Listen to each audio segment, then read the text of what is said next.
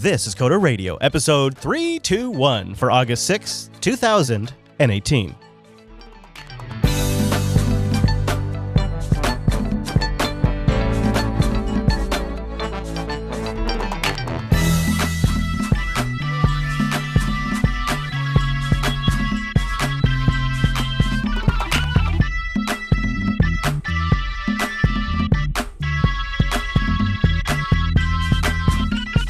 Hi, everyone, and welcome to Coder Radio, Jupiter Broadcasting's weekly talk show, taking a pragmatic look at the art and the business of software development and its related technologies. This episode is brought to you by our two great fun sponsors, our Fonsors, Linux Academy, and DigitalOcean.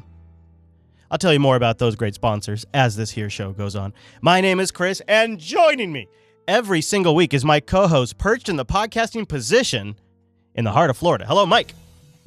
Hello, Chris. Hello, sir. Are you ready? I noticed a demotion, 320 episodes as host. Yeah, you hit 321. Did I say co-host? Demoted. Did I say co-host? You know why? You know why? I've been watching too much Top Gear. I really have. And this has gotten in my head, and they call them presenters. And now I'm fighting the urge to say my presenter, or our co-presenters, which is just damn inappropriate here in the States. So yeah, I feel like the presenter thing would... No, it doesn't translate. Feel the YouTube comment. Yeah, it doesn't translate. I know. That's why I'm fighting the urge, and it throws me off. It throws me off. You're lucky you did that, and I decided to harass you a little bit, because what I was going to do, if we re-recorded this intro, someone would come back. Oh, darn. Gotta say. We missed it. Super sad about that one. So other than me giving you a hard time, how you doing? Good. I mean, I feel a little bad that we didn't communicate as clearly as we could have last week, because we got quite a few people that were concerned that we're switching to like a half-hour format. Really what it was is we were doing 2 episodes. We did 2 episodes and Mike was sick. So we figured, let's do 2:30, so that way we do an hour that week, and we spread it out so that way Mike had some time. Literal breathing room. Yeah. But we didn't actually tell anybody before we did that, so we got a bunch of concerned notes. And I'm sorry, everybody. I didn't mean to scare you. But we are switching to video only. No, I'm kidding. You almost had me there. Whoa, what? That was fun. Let's do that again. Yeah. So we get these emails from time to time, and a lot of times what we do now is we just respond sort of privately when it's the, hey, I'm looking for a new job email, because we get a lot of those. But we got like 4 this week, and so I just thought Jacob sent one in that just sort of really clicked. It kind of summarized them all, plus it's a good story, and so I just thought maybe we'd cover one. I mean, these are kind of ones that we do frequently, but maybe we'll have a new take on this one. So you ready to start with the feedback? It's been a little while. Let's do it. Okay. It's been a little while. Old format. Yeah. Jacob writes in. He says, hello, I'm a new listener to the show. He's also enjoying Linux Unplugged, he says, and I have a little background he wanted to share. I've been in the Marines for 12 years. I'm in the industry. I'm sorry. I was in the infantry, and I'm just coming off 3 years of recruiting duty. So, 0 experience in the IT world, but I was able to complete my CCNA, my CCNA Sec, my CCNP, my LCP1, and I'm working towards a Red Hat certification. I also currently program in Rust and in Perl on my own projects. Okay. Taking a little slow though, aren't you? Yeah. Yeah. You better get a little motivated here, dude. He says, I'm looking at a transition into the workforce, but my question is, what's the best way to network and land a job with no experience and no college degree? Literally, we got asked that particular question 4 times this week. He says, would it be beneficial to put my military record on my resume, such as personal... Yeah, of course it would be. Absolutely. Personal awards, Purple Heart, Navy Achievement, yes. Combat distinguishing, yes. Fitness reports, I guess. Yeah, I don't know about fitness, but the other stuff to me demonstrates a good work ethic. I mean, really what your military record is being translated to the business types is a work record, and it shows a solid commitment and motivation to a long-term work commitment. So aside from serving and just, I think, the prestige that comes with that, and I think that just makes you a good candidate to begin with, that also just gets translated to, nothing but numbers. It's good business. So I think you do have a strong point there. But this general theme that seems to be coming up a lot, time to switch tracks, what's the best way to land a job? I don't really know anybody in the industry. I don't really have a degree. What is the best way to get started? And I don't know if anything came immediately to mind for you, but one that I thought of was some contract work here and there that gets you started, gets you rolling. But I don't know. I don't know when I say that, I know that sounds easy, but what I'm talking about is the kind of stuff you could maybe find on Craigslist, the kind of stuff you could find on certain hiring sites. And don't think of yourself as a contractor directly, like more of a subcontractor. So you might be working for another contractor, or you might be working for a company that has a contract with the client. So they're managing the client relationship. They're taking care of that stuff that is really the hardest stuff, especially if you just want to focus on development. And you take a subcontracting position. It's low key, it's low visibility, and if you're lucky, you can put it on the resume and build contacts. And it's not going to be a ton of money either. You're going to get paid a little bit less for doing that work. But there's a lot of those types of jobs out there where a project's working on something. A project, I use that term loosely in this case. But let's just say there's a group out there that's working on a new website or a new app, and they just will subcontract out a component of that project. And that's a great way to pick up some work. What do you think, Mike? Yeah, I think that's awesome advice. But I would actually say you should kind of lean into the whole military thing. I'm doing some aerospace work now, and not having been in the military is like a huge disadvantage. There are companies that actually, if you email me again with a direct email, not the woohoo form, I could put you in touch with, depending where you are, that actively try to hire veterans, because when you're bidding on contracts, it tends to help. Yes. Especially like, particularly like us, right? Like if the owners are pure civilians, employing veterans can help you sometimes win bids. Or even subcontracting to them, right? Because there's the way that, So I've seen that. I had a client that I don't think I'm still allowed to talk about, that I had to get security clearance for. It was a military client. I had to get security, and it wasn't the U.S. military itself. It was just a company that you probably would be familiar with if you thought about the large industries in Washington that would be involved with the military. They were the customer of the military, or I guess they were, the customer. No, they were selling to the military. So they were the seller to the military. And I was a subcontractor to that large company. And I was actually a subcontractor to another company that was contracting to them, and I had to get security clearance. So I would imagine if you have military background, it makes that process much smoother. Plus, like Mike said, you know the vernacular too, which is a big benefit. So specifically for you, Jacob, that's really something to consider. See if you can't, even just initially, leverage that to get rolling. And then to the others out there, the thing is demonstrating a commitment to stay in the field, to stay working, to stay even informed while you're not actually on a payroll is extremely valuable. Something that is a good, strong signal to a hiring manager that you are motivated and that you do this stuff out of passion and you're trying to make money off it, not that it's just a job to you that you're punching the clock. And however you can demonstrate that, that is the secret weapon that once that door gets cracked for you, once you find you're in, that's your secret weapon stash that you've had this whole time that then puts you above everybody else.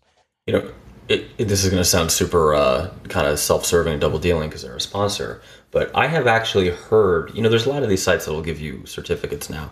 I have actually heard in conversation, recruiters and hiring managers, actually the AWS cert from Linux Academy, they're particularly pointing that out as something that they...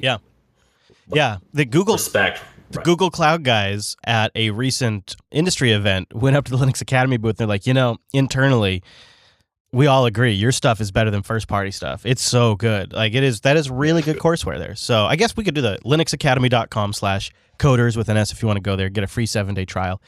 Try it out, see what you think. There's also a community edition with more and more free stuff going in there all the time.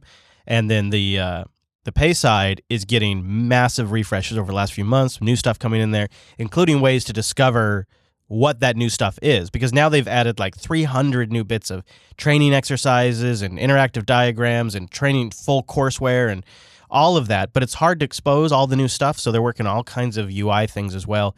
And I have definitely heard from several folks in the audience, more than several in the audience, that does make a difference, seeing that. And here's the reverse side of the reason why the Linux Academy on your resume for training is particularly good is something we don't talk a lot about in these shows, but a large percentage of Linux Academy's business actually comes from large enterprises. that have staff members that they need to train up so that way they are capable of working on their own internal cloud services. Think about these companies like, say, Apple out there that have all of these Linux servers running iCloud. They have to go somewhere that scales to train those people. And Linux Academy has become the number one outlet for that type of stuff. Now imagine that across the entire industry. Imagine how common that is.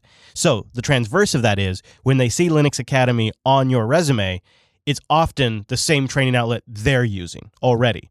So that's also becoming kind of a winning combo because it's recognized and it's trusted. It's something they're paying for themselves.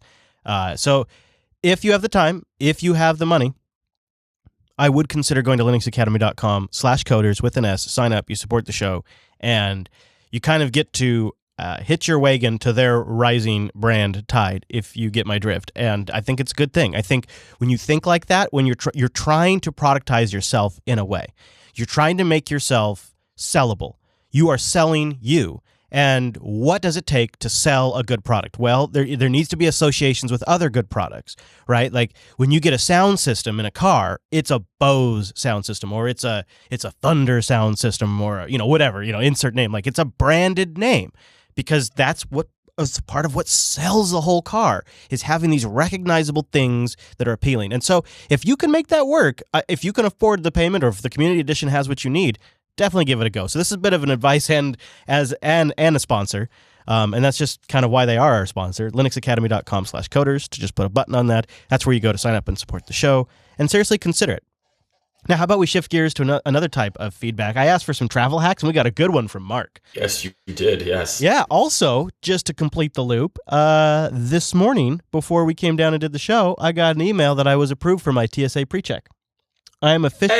Hey, and I'm in the system. They don't get my letters. Yeah, I'm in the system, and I have a traveler ID now, which it's an interesting way this works. Just a side note is to really make this happen, you have to go sign up for mileage plans with the different airlines, because the best way to get your traveler ID on your boarding pass, so that way you can go through pre-check, is if you create a mileage plan and then you apply it to your mileage profile, your traveler ID, which then the airlines will automatically apply your traveler ID to your boarding pass.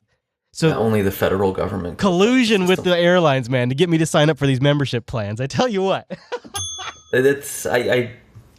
Wow. I didn't even know you got a different. So you don't just use your driver's license now when you go. No, you have to have your traveler's ID that gets issued to you, and it has to be printed on your boarding pass. So the only way to do that, right, is to have it, to have the airlines. With the airline. Yeah. Isn't that great? I mean, you know what? It's okay. I should probably just have mileage too. I mean, why not? It makes this whole thing much more economical. Yeah, but it was just kind of funny. All right. So Mark's travel bag hack. I love this. I asked for a few hacks, and I'm still accepting them if you have good travel hacks. He says, here in the UK, and I think the US is the same, and it is, you have to empty all of your electronics into a separate tray at security from your main bag, which, Mark, that is the number one thing I'm avoiding with the TSA pre-check, because that causes me a lot of travel anxiety because of the value of those items and my position to be unable to replace them if anything were to happen. So, it just causes intense anxiety. He says it's really annoying if you have your charger, external battery, your USB keys, maybe your car keys, an iPad, external hard drive, a dongle for all the things, your headphones, I'll add your watch. I don't know if he put in there. He didn't actually mention your phone. Yeah, I mean, the list goes on and on, as you can tell. Not to mention if you got jewelry and all that crap. So he says, I use a cable carrying case, and he'll have a link. I'll put it in the show notes at coder.show/321. You get it. It has slots for all of your wires, all of your cables. It has little loops to twist them all up and tidy them away. And you put it in the main backpack. You pull that out, you unzip it, it opens up sort of butterfly style, and it lays flat. Then you simply pick the case up at the end and pop it back into your backpack. No panicking about grabbing all your stuff at the other end. Good luck with your travels, Mark. So I put this in the show notes. It's called the Bag Smart Travel Electronics Accessory Thickened Cable Organizer Bag Portable Case. You could probably just search for Bag Smart Travel Bag. Or use the link in the show notes. It is $25, and it does have individual sections for batteries, wires, and then it's got like an under area where you could stash more stuff in. It just looks like a great option. It's about the size of a Kindle in width and length, and it's deeper because it's a bag. But it's pretty flat overall, so it would fit in a backpack or something like that. So thank you, Mark. I think I'm going to pick that sucker up. I think I'm going to do that. So that's awesome. Any other travel hacks? Coder.show/contact and let us know.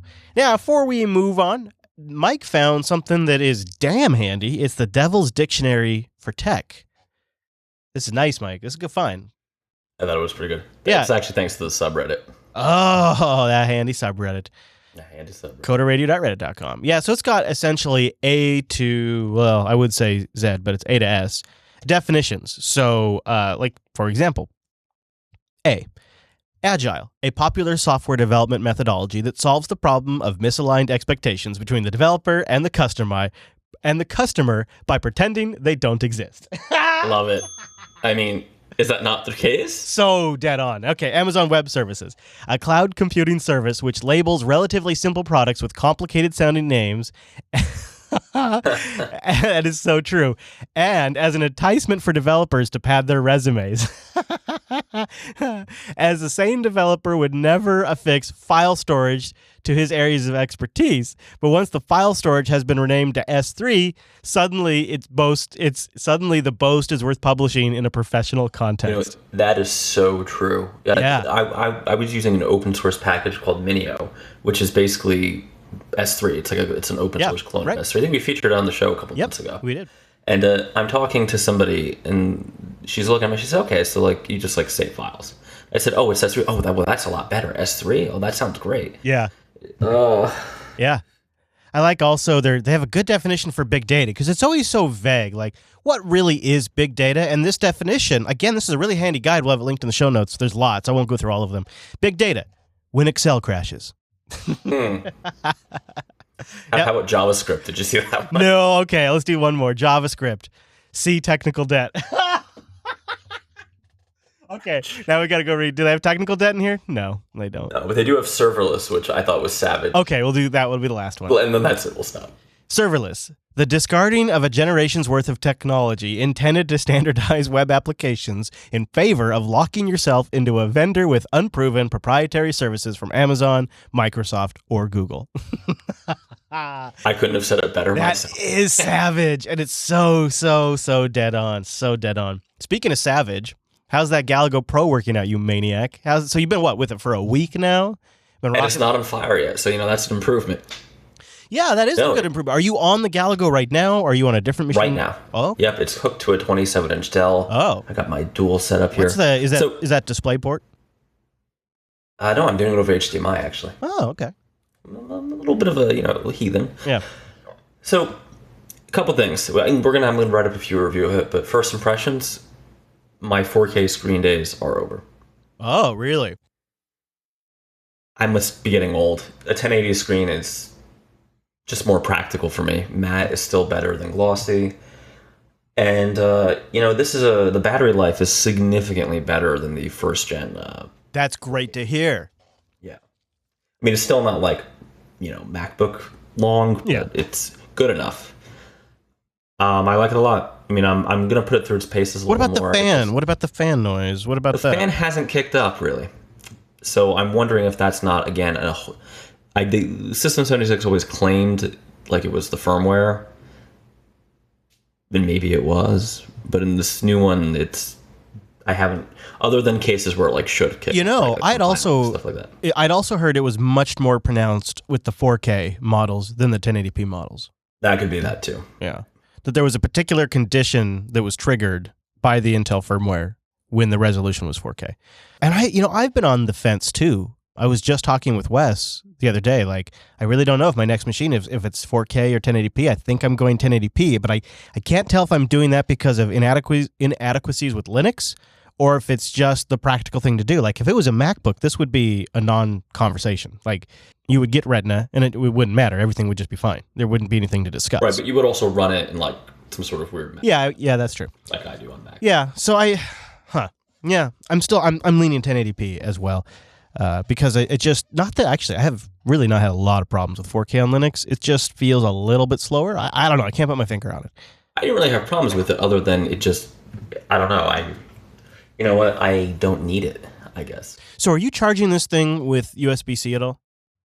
I didn't know that I could. Oh, I don't know either. I'm asking. I know it has USB 3. I will report back next week. Okay. Yeah. All right. Well, I'm glad to hear it's working out for you. So seems like a good purchase. And you almost have to kind of wonder if maybe some of those issues that you had just aren't sort of solved by the later generation Intel chip and chipset, you know? Because this thing is... I would wager that not having the 4K screen and having 2 generations newer Intel chips is probably... Yeah. So because I think if I recall right from our conversation last week, you got it with the 8th generation i7 8500U, which is it runs at 1.8, but turbos up to 4 gigahertz with 4 cores. That's nice. So it's good. If that's not causing thermal issues for you, then I think you got a really good machine on your hands. That's good. This is my nice little travel machine, and who knows? I am not super convinced it can be the one machine to rule them all. But I think I'm going tower. We're going to have our old man tower party. I agree. Micah68 in the chat room says, last he heard, the current Galago does not support USB-C charging. So maybe we'll find out next week. Maybe. Yeah, it also doesn't support the LG Thunderbolt monitor. Although I do have to correct myself from last week. You can use the LG Apple Thunderbolt monitor with certain USB-C.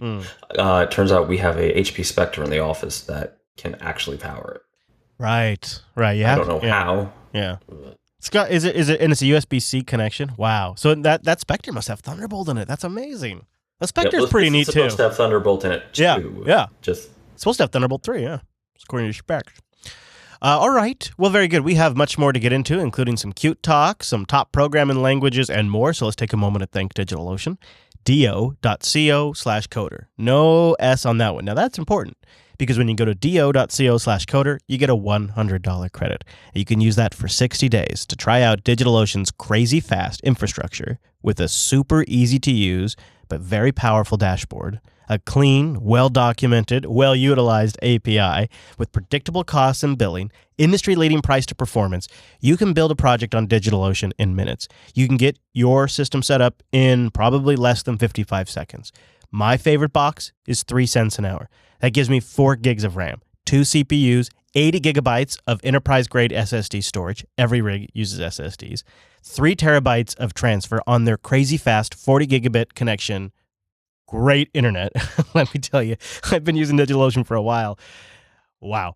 It is really like, if you want to have some fun, go update some packages on a Linux distro after you first spin it up. It is really something. That's 3 cents an hour for my favorite rig. And they have all kinds of now optimized types of droplets and flexible droplets where you can mix and match resources.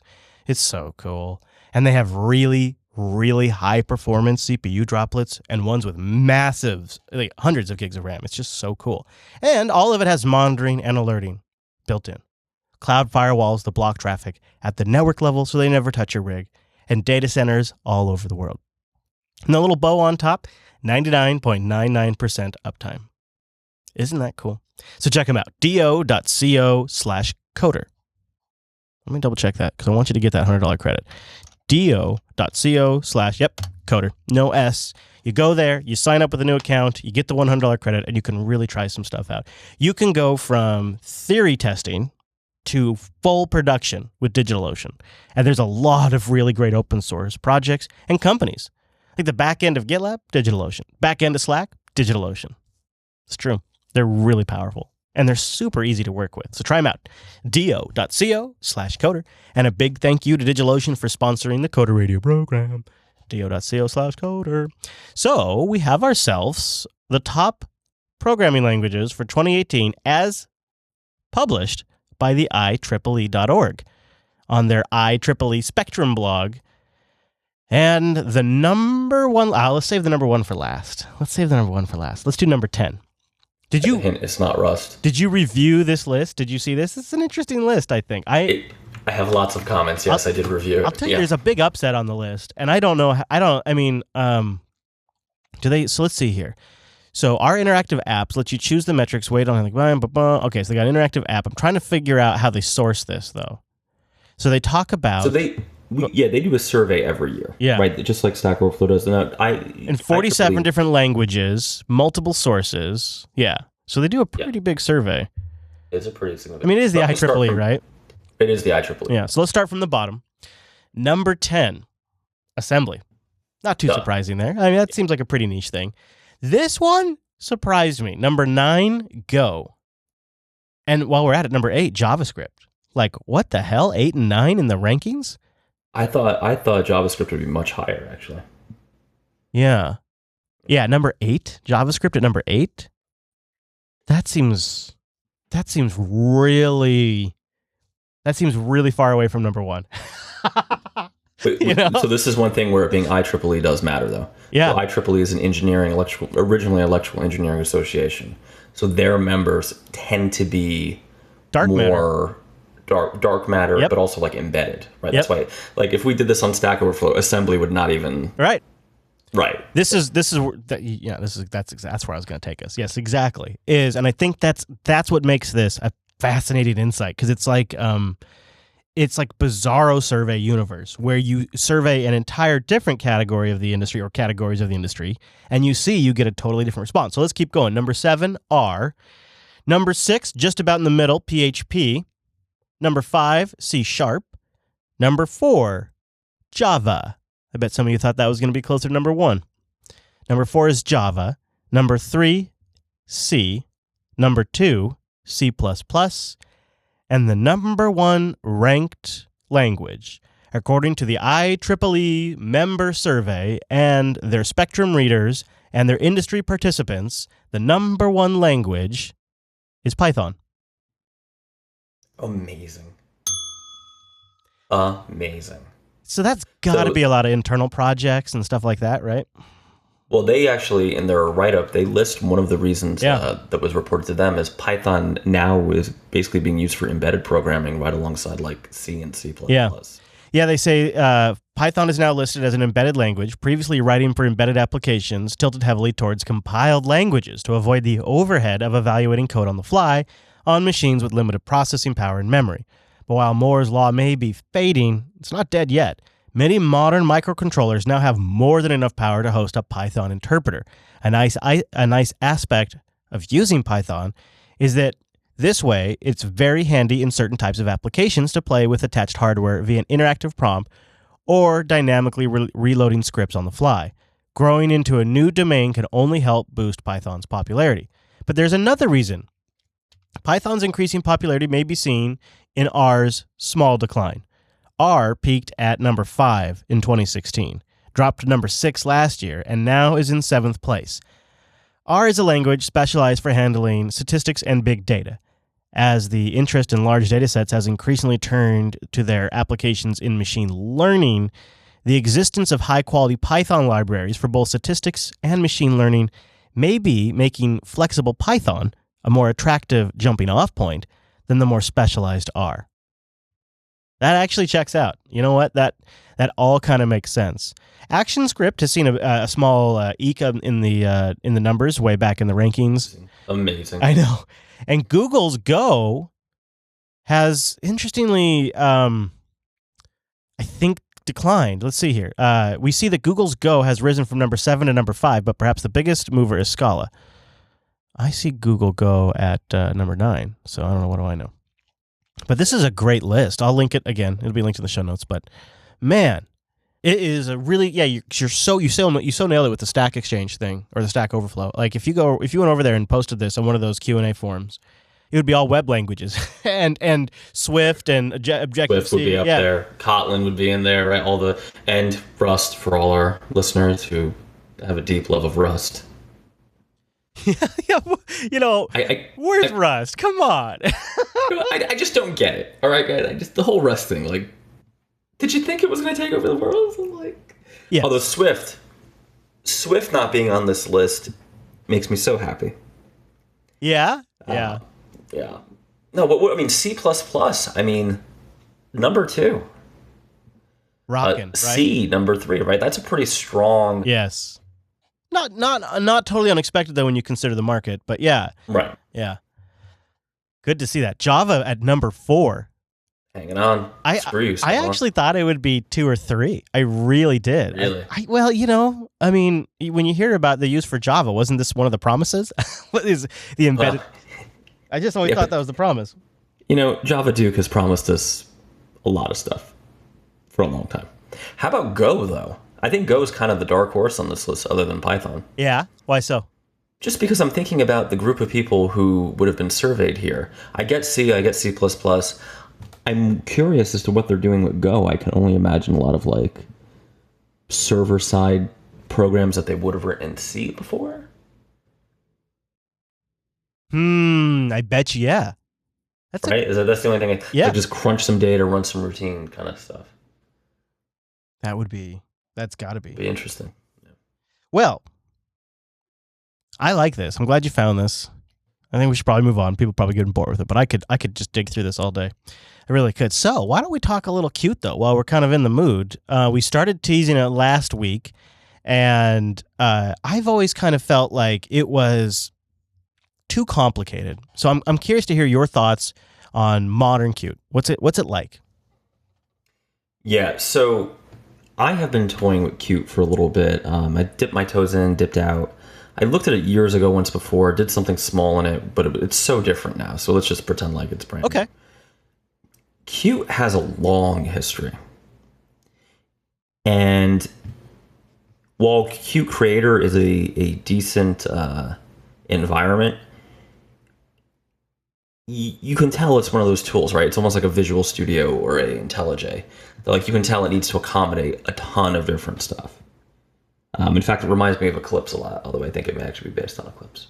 So somebody can correct that if I'm wrong. High level, Qt is a C++, but you can, in theory, use other languages. Software development platform. There's 2 different versions of it. There's Qt Widgets, which is kind of the older way to do UIs, which is not what I'm doing. And there's QML. Yeah. Which is so weird, frankly. How do we describe QML? It's like a Qt markup language. Is that a fair? I wanted to compare it to like XAML from Xamarin and from .NET. It stands for Qt modeling language. That's what it is. Yeah, it's like I don't even know what to say. Right, like in the old Xamarin Forms apps, and I think you can still do it in Xamarin. Someone correct me if I'm wrong. Before you could do XAML proper on the Mac, you had to do like this weird C-sharpy markup-y style. Yeah, so they say it's an interface markup language, a declarative language similar to CSS or JSON for designing user interfaces. Inline JavaScript code handles imperative aspects. It's associated with Qt Quick, the UI creation kit originally developed by Nokia. That rings a bell. That's right. Oh yeah, so this is all Nokia, right? We're going back in time here. I remember, yeah. It works surprisingly well. And it works on Linux, Mac OS, Windows, and with a little bit of work, you can get your application onto mobile. Yeah. And I found out from the Qt folks, almost every car system that has like a touchscreen is running a Qt system. Oh, really? Fascinating. You think about it, it's part of the promise of applications to work across different types of screens. It really is. It delivers on that. It delivers on that, but it delivers on it in a really interesting way, right? So I'm going to ignore some of the weirder stuff you can do. I'm going to take the vanilla example of C++ for your application logic and QML for your UI, right? So let's not like worry about embedding JavaScript in the QML, and you can do some interesting stuff with that. But it basically says you have this powerful programming language, C++, that is actually kind of cross-platform. Although there are different implementations, right? Like for instance, the Qt app I'm writing has to run on Linux and Windows. And things like the Windows build system is like annoying because it's Windows. But on Linux and Mac, this is exactly like if you did any kind of like even like hobby development in like the 90s, or if you even just like were learning from people who did things in the 80s, what's in your usr/bin, right? What's in your /includes? Like this is classic. Do you know how the Unix system works? Yeah. And it's real easy, right? You just, our setup script for the project for if another developer, I had to have another developer come in and help me on it from internally at the Mad Botter. I just wrote a bash script to set up his environment. Because that's the world you're in, which is actually kind of awesome, right? Because if you're using the C++ standard, every vendor, every OS implements the standard. They may implement it slightly differently, but they all implement it. Except on Windows, they have their own weird thing. So you have to make sure when you go over the Windows that you don't like end up with Microsoft Visual C++ or whatever. It works. It compiles for natively. I have to say, a Qt app can blow away any Electron app any day of the week. Aha. Yeah, I agree. Yeah. Yeah, you know, And the I'm thing is doing they've baked fun mapping in stuff. Go ahead. like they've designed it to be really responsive. Like one of their goals, like for on touch devices, is something that can have 60 frames a second animation, you know, be really smooth. And that makes a huge difference on the user perception of the quality of the application. And if you don't believe it, just look at iOS popularity. Why people claim they love it? It's fluid. It's responsive. It's because they're always going for a high frame rate in all of their applications for every scroll. And that kind of stuff translates. I have a couple just small things. I have used an embedded device that's using this, and it is super smooth. When I was in Texas, weeks ago now, driving around in a Volkswagen Golf, they have this like 7 or 8 inch touchscreen that is a high DPI screen that you'd think it could be a tablet screen. It probably is a tablet screen, and it's running their own Volkswagen OS. But it is the damn fastest, the most responsive. They've done things to improve the response time too by putting a touch sensor below the stereo screen. So as your hand is approaching the screen, the sensor detects the motion and it pre-activates some of the UI elements so they are immediately hot and ready to go. There's literally zero lag. I mean, they've done a few like things, and so I'm like, I gotta look this up. This is like the best system I have ever seen in a vehicle. I can't believe it. And so I'm looking into it, and it's QML. They're doing the UI with QML, and I didn't really grok all of the details of it, but like the some of the stuff I saw about the way some of the ways they're utilizing it just seems super convenient, really an efficient way to go. And you got to wonder, like, if you were building a product today that's going to be on mobile, it's going to be on desktop, and you know about this and you don't use it, like, what's wrong with you? Like, this stuff seems magic to me. So it's fascinating that you've been kind of discovering the same thing, because I just recently, I mean, that was 2 weeks ago I was looking into that. Yeah, and so this leads me into my kind of bullet points here. I think the primary reason people would not use it is C++. Right? Okay, yeah. One of the disadvantages of this is you are back in the land of memory management. Mm-hmm. Kind of. I mean, yes, but not.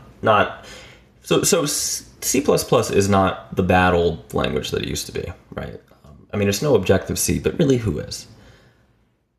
I would argue that if you're a pretty like skilled C# developer, or Objective-C or Swift or any of those C-esque languages, you probably don't need to be super afraid of C++. And the nice thing is Qt implements it has its own library, so like it has its own string class, which you might think, oh, okay, it's a string, but actually in C++ you definitely want to use their string class because it's a high level implementation. You don't have character arrays, all that kind of crap. I do worry though, and that's why I don't want to full-throated recommend this. There's a couple things I don't like. One, the way their Qt is open source kind of, but there's a real weird licensing thing going on. And I tried to get in touch with someone from over there to see if we could have them on.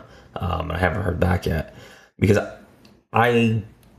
you can use it, but they have a bunch of components and a bunch of extra services that don't come without a license fee, and they charge per seat per month, which seems like a total blast from the past to me for a development platform. Mm-hmm. Qt has also been through many, many hands. Yes. Right. It began with... It seems like it's settled, though, right? It seems like it's settled. I mean, it's its own thing now. In a lot of ways, the primary driver for me looking at it was I need this GUI application to actually run on mainstream Linux distros and on Windows. So once you add Linux into your requirements, that knocks out, we had Platform Uno on, UWP, Xamarin, Electron was theoretically possible, but I did a prototype and it was just not a good idea for what I'm doing. And you get down to, okay, well, what runs everywhere, right? And not in some weird VM, not in some like, re-implementing everything. What actually runs natively everywhere? And you really can't go wrong. So you can't go wrong, but it's something I would urge you to consider. I'm not going to do a full-throated, hey guys, you should definitely look at Qt. It is C++. You can, and I know we have a lot of like web developers who listen, you can almost certainly shoot yourself in the foot. And you do have to know about pointers. I think you should all know about pointers, but I know it's just not the case. So, Chris, I have a question for you. Mm-hmm. Is this just me on my old man train again? Have I left the station and am I going back? I was wondering, but I think you're on the right track with this one. I really do. You might be on the old man train regardless. Sorry, but yeah. I think at least it's going in the right direction on this one. Having seen some examples of what it can do, the Ubuntu Phone project, that they didn't really fully make it to orbit, but they did lift off the ground. Like they did get the phone out to carriers. The BQ or whoever it was made a few devices. Like in some ways, it's a measurable success to go from concept to actually carriers that are selling it to customers.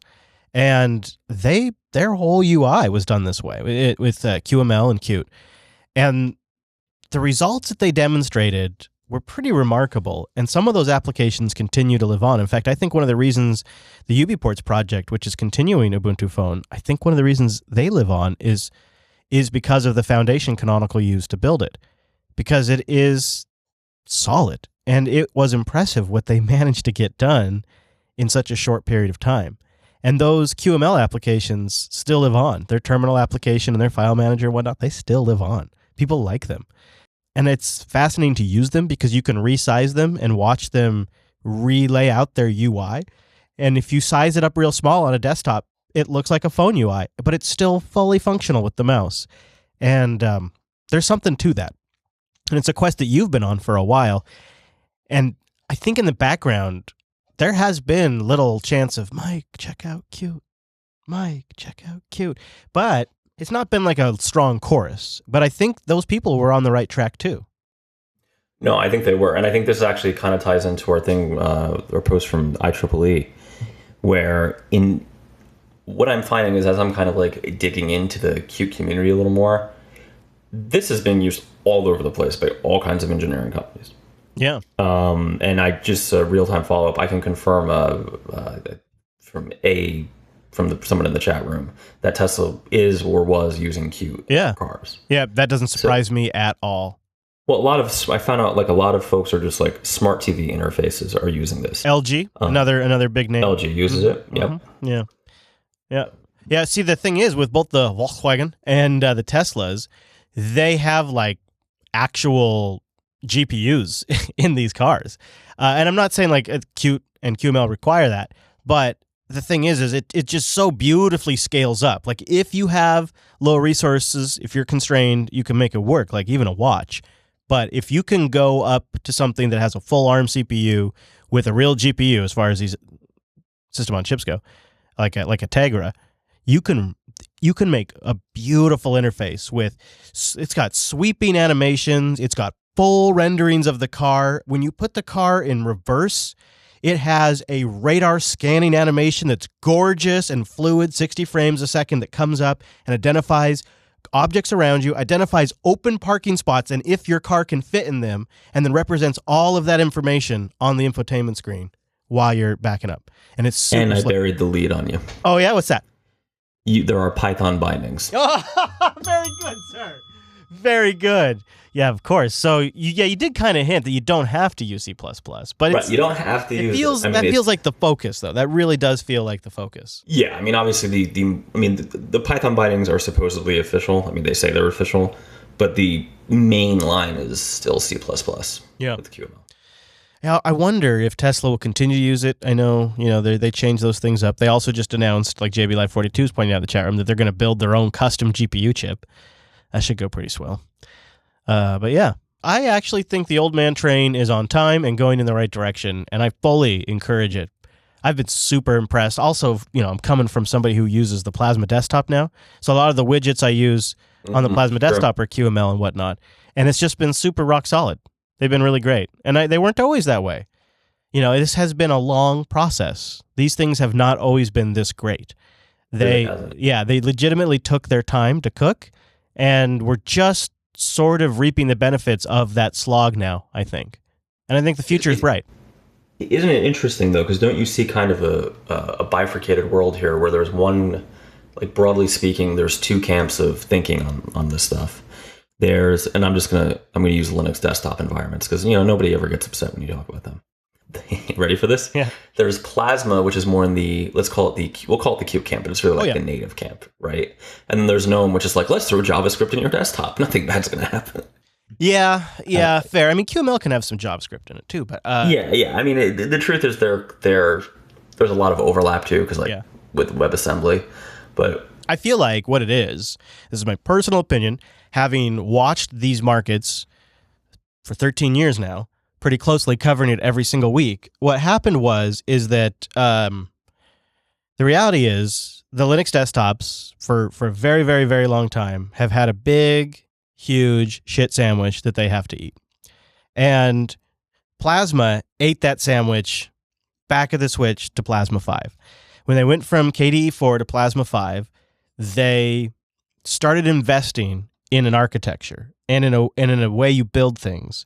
And it was more than just a reboot. In fact, the UI saw very little significant overhaul. It was remarkable how they managed to re-implement the old 4 version in the 5 version of the desktop. Like, they've spent a lot of time doing that. And it was because what their focus wasn't on revitalizing and revamping the entire UI like GNOME 3 did. Their focus was on the technological fundamentals and later on and very quickly on integrating technologies like QML. And they have been iterating on that now for 7 or 8 years. I mean, I don't know, I don't remember the dates exactly, but it's been a long time. Let's say 5 years. They've been iterating, improving that. And now they've gotten to the point where they have LTS releases that they support for multiple years. And then they have interim, they've really developed this. Where GNOME has punted that shit sandwich down the road. And they just now, finally, after a year of writing the post, one of the developers released a post suggesting it is time to remove the ability to theme GNOME. And there is conversations in the work to discontinue the extensions or fundamentally alter the way they function. And then of course, all this is going on while they're trying to figure out how to make Wayland work. And they have this issue where everything's on a single thread. Everything's on a single process, which on Wayland, and Fedora has noticed this as a big issue. In fact, the number one causes of crashes on the Fedora 28 desktop right now is an extension failure in GNOME 3, which then takes out the shell. And since the shell and the compositor and the extensions are all one thread, when it takes out the compositor on Wayland, it takes out your display server. Wayland is just protocols. It's not a display server. GNOME is acting as its own display server now on Wayland, and it's all one process because they didn't want to eat the shit sandwich of inter-process communication and security that comes with that. They didn't, so they punted it down the road, and now what's happening is the number one cause of crashes, GNOME 3 shell extension crashes. It takes out the shell desktop, which takes out the compositor, which drops them back down to either the command line or a login prompt if they're lucky. And so this issue has basically caused the conversation of, well, what are we going to do? Do we just get rid of extensions? Because they're still not willing to fundamentally redesign the technical architecture of the desktop. And so while GTK is fine, and GTK 3 keeps getting great features, and they're getting really close to just like a stable point for GTK 3, it is so closely tied to the GNOME shell and the GNOME team and their ambitions and goals that it doesn't really come across as an industry-wide toolkit or option. It comes across as a great option if you want to make something on the GNOME desktop. But if you want to make something that could run on a television, that could run on a car screen, that could run on a watch, a phone, and run on desktops and be performant in those areas, that's not GTK 3. And the GNOME folks, by refusing still to eat that shit sandwich, are not investing in improving the architecture that they need to really kind of bring up the entire ecosystem over there. And so when you look at these two options and you say Linux is in your target list, you're really only left with Qt, and then you just you happen to assume all the benefits that come with that. Ironically, all the Linux distros, though, have chosen the GNOME camp, and they're all in on GTK. So if we control for just a minute, we haven't talked about your love affair with Plasma. Why, and believe me, I believe you, why is it that that you think so many distros have chosen GNOME over basically? Well, I think it's definitely simpler, it's cleaner, and it is a little less distracting. So it really is it's Mac OS from a UI standpoint done right, I think. I think it's a little better than Mac OS when you really get it dialed in, when you think about how it really stays out of your way, and it's minimal, but it has a decent launcher, a dock, depending on how you configure it. The idea and the curb appeal is high. But the problem is once you start losing work, those things become less attractive and less attractive. And man, did they hold me for a while. Because I really just need, a system that works. And I just want it to be clean, simple, and out of my way. I don't need to do a whole lot of stuff. But so it took me 3 goes, but on by getting slowly over and then failing, and then going back and trying Plasma again and failing, and then going back, each time I got a little bit further. I learned a little bit more, and I kind of relearned how I needed to set up the desktop to make it work for me. And since then, there's just no going back for me, because it's not only is it super reliable and use less memory than GNOME, but what it feels like is when computers were still awesome and they were getting faster every year, and Microsoft and Apple were all in, full bore, trying to make the best competitive desktop with each other. That's the only thing they were competing on, was really the desktop. And Linux was like just this up-and-comer that was trying as hard as it could to catch up and even surpass in certain areas. And it was just all about the x86 desktop. And we were getting new stuff. Like, people were thinking of new things that you could put in there that were actually useful. It wasn't to the point now where you had to add voice assistants and all these crazy tie-in features that come with the overhead of being a company that has all these other agendas. It was just, let's make the desktop great. And that's what Plasma feels like. They're not removing features. They're not taking things away. They're carefully improving upon the existing UI, carefully trying to make things a little cleaner, a little simpler, while at the same time not completely letting off the gas of new features and slowly adding in new features, and sometimes while doing that, tidying up the way things are done. But it always results in either more stuff I can do now with my desktop, or stuff I just don't even have to pay any attention to. Like, the worst case is it doesn't even affect me. And it's been a fantastic experience. And I tell that to you on, let's see here, just real quick, on a machine right now that has 18 days of uptime, and I'm sitting next to a system that has 65 days of uptime, and a system that has 33 days of uptime. They're all running the Plasma desktop. So yeah. Yeah. And they're desktops, right? If they're just fine. If you go light on the extensions, then you're good. If you can do that, if you can make GNOME 3 usable, I just kind of resent the fact that I do feel like I have to add about 8 extensions. I have to go in and I have to turn on minimize and maximize. I no longer get desktop icons. The file manager has reduction in features every release. There's things about it. I like their design. I do think that it's important that a desktop environment makes strong decisions and stick by a set of ideals and have a clear vision, which they certainly have. But this is my last piece and I'll be done. Fundamentally, their vision far exceeds their reach. And thankfully, they've recently gotten some good funding, but it appears from all that funding, they're only hiring 1 core developer. The rest is all admin. And really, they need more developers. They need more capacity to accomplish what they're trying to do, because at the rate they're going, it's so slow, and there's that sandwich that's still sitting on their plate, and it's not getting any fresher. And they're just not addressing it, and they keep punting it. And it's in 2018, that is not a professional grade desktop environment where everything runs on a single thread, and if an extension crashes or your desktop environment crashes, it takes out your entire display server. That's worse than classic Mac OS. That's worse than classic Mac. Yeah, I mean, just a real world example. So I'm running Pop. Before that, I was running Ubuntu, but they're both GNOME 3, right? So they're effectively, in fact, Pop is really very Ubuntu-like. It's basically Ubuntu. And like for some reason, I thought I was an idiot because I couldn't. You know how on a Mac or really any desktop environment, you can have like a folder of images and like change the wallpaper on your desktop. Oh yeah, nope, can't do that. No, Can't do it. Nope. Got to install an extension. Yep. So I installed an extension that was recommended, and I'm thinking, why is my machine so goddamn unstable? Yep. And I was really about to rage quit it, just go to Mac, but like, I'll just deal with Mac. And I found out that the process that was crashing was caused by the extension. Every once in a while, it would try to flip to a new image, and just something wouldn't click right, but it just locks the entire thing up. I chased my tail for 3 days trying to figure out why my system was pausing every 3 seconds or so. So much so that even my mouse cursor would freeze up on my screen. Like if anything was happening, it would freeze. And I couldn't figure it out. Audio would keep playing, but everything on the screen would completely freeze, just totally lock up. And like if I had a background process running on a TTY, that would be fine. But anything graphical would lock up every 3 seconds or every 5 seconds. And it was really brief. It was like half a second. But if you're moving the mouse at the time or watching a YouTube video, it was definitely noticeable. And I started thinking maybe I'm having graphics issues. Maybe it's a driver problem. Turned out it was a GNOME shell extension. Can't remember if it was the temperature one or if it was one that was checking the CPU.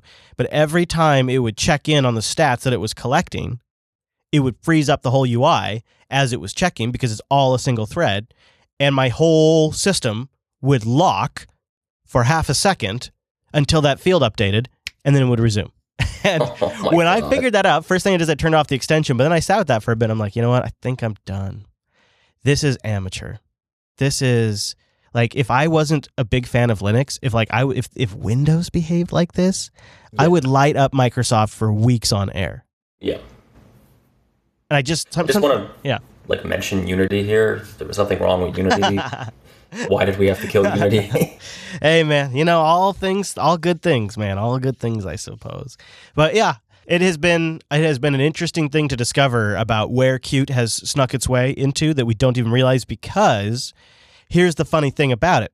It's usually so well done that it doesn't stand out. Like, you know what I mean? Like, you can spot the phonies, like the uncanny valley of applications where you can say, this is an Android system. I can tell this touchscreen's an Android, those kinds of things. Or this is an Electron application, or this iOS app is obviously a cross-platform app with Android. Like, you could just see that uncanny valley. But that's the thing with Qt and QML applications on embedded devices and stuff. There's really no tell. It just looks highly native and custom. So it's, I used that VW interface for a week. And then when I first sat down, I thought, oh, this must be Android. But then I'm like, I swear to God, my first thought after that was, this seems way too fast to be Android. Like, because everything's moving around, like everything's fluid. There's no frames being dropped. So it must not be Android. Is this like an iPad just like shoved? Yeah, right? I'm like, no, it can't be that. So I had to look it up. So is it still a thing? And then I know we have to go, but is it still a thing? Like back in the Ubuntu 9-10 days, you used to be able to do this little trick where you would basically have 2 desktop environments. And you just log into either Node. Oh, yeah. You could OG probably, you can absolutely log out and switch environments. 100% you can do that stuff. Yeah, that's what I'm saying. Yeah. That's still a thing people do. Totally. In fact, one of the things I really like about how Canonical has implemented their GNOME desktop is all of their modifications aren't implemented as individual extensions. They're implemented as sort of like a customization to GNOME, and what that means is you can log out and just log into a stock GNOME session with no extensions, no changing, just stock upstream GNOME, and then log out, hit that drop-down box, log back into their Canonical session, and get the full Canonical customization. I wonder how much somebody running POP, if you were to, just for the hell of it, install KDE, what would happen? I don't know. There's a meta package. It's like Kubuntu-desktop or something like that. You might look around for that, and then it'll pull down like a whole bunch of stuff. I mean, it could break your box up a little bit. I don't know about Pop OS. Usually the worst thing that happens, and what always kind of annoys me and why I don't tend to do it, is you get doubles of stuff. So now you're going to have gedit and kwrite. You're going to have Okay. terminal and console, right? And that's just sort of a mess. Yeah, I know. I mean, I basically live in VS Code, which I might drop for Vim again, and Qt Creator. I am hating on the Electron. You must be whispering in my ear. You've got it. Hey, I just spec for Electron now, man, and I live with it. I just spec for Electron. Double the RAM. See, what's great about Slack is you can just keep adding Slack channels to one application. So now I'm in like 10 Slacks, and I'm only using one app. So I feel like I'm on the other end of that now. So now it's like totally fair that it's using all that. You just accept that Slack is using like 2 gigs of RAM. I'm living with abuse here. I'm living with abuse. All right, Mr. Dominic. All right. Well, where should we send people to get more of you throughout the week? Follow @Dominuku on Twitter. That's clever. That's clever advice. I like that. You can follow me on Twitter too. I'm @ChrisLAS. The whole network is @JupiterSignal. Links to everything we talked about today, coder.show/321. And hey, consider joining us live. Get the live time at jupiterbroadcasting.com/calendar. And then that live page, jblive.tv. Also, don't forget that subreddit, coderradio.reddit.com, and that contact page, coder.show/contact. We'd love to hear your questions, your thoughts, and your travel hacks. Okay, everybody. Thanks so much for tuning this week's episode of the Coder Radio program, and we'll see you right back here next week.